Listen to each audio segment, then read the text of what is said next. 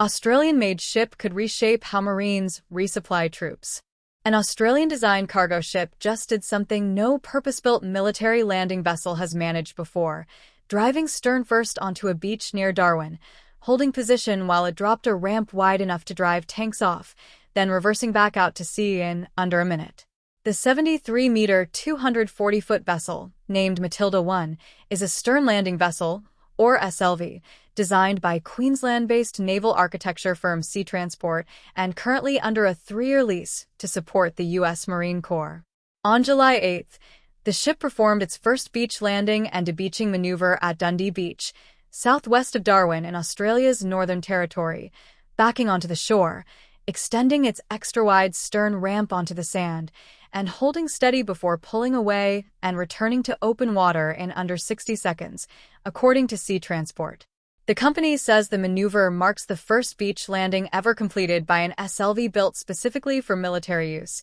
a milestone in proving out a design concept that commercial operators have used for years, but that no defense force worldwide had adopted until this lease. What makes a stern landing vessel different from the amphibious craft most people picture, the kind with a wide ramp on the bow that drops straight down onto a beach, comes down to how each design handles the physics of getting close to shore. Traditional bow ramp landing craft need a relatively flat, shallow approach to work safely, which limits where they can operate and leaves them vulnerable to a phenomenon called hull suction, where the flat bottom of the craft gets pulled toward the seabed as water rushes underneath it in shallow water, sometimes damaging the hull or trapping the vessel. Matilda 1 avoids that problem with a tri-hull design and a ship-shaped bow built for open ocean travel, backing onto the beach stern first instead, an approach that protects the vessel's propulsion gear from grounding damage and lets it access beaches with challenging seabed conditions or large tidal swings that would strand a conventional landing craft.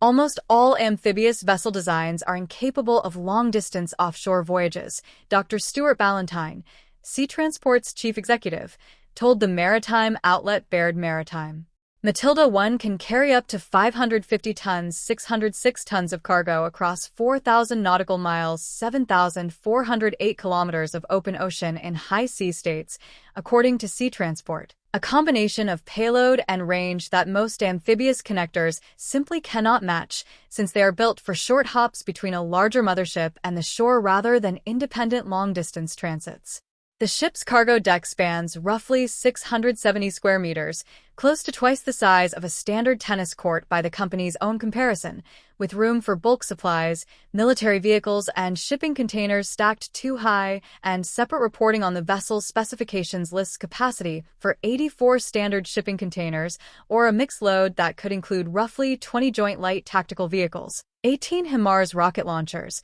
or a combination of trucks and amphibious combat vehicles, depending on the mission. The beach landing followed a separate milestone just a week earlier, when Matilda 1 completed drought berthing trials in the mangrove mudflats of Hudson Creek, an estuary waterway near Darwin, another environment that punishes conventional flat-bottomed landing craft through the same hull suction effect the ship's tri-hull design is meant to prevent. Marines were aboard for both the mangrove trials and the beach landing, with members of the Australian Defence Force observing, a joint arrangement that reflects how closely the two militaries have coordinated on testing a vessel concept the Marine Corps has been chasing since 2020 under its Force Design 2030 Modernization Plan, which called for a new class of connector vessel smaller than a full amphibious warship but far more capable than existing ship-to-shore landing craft. Before Matilda 1, the Marine Corps tested that concept using a converted commercial offshore support vessel called the HMS Resolution,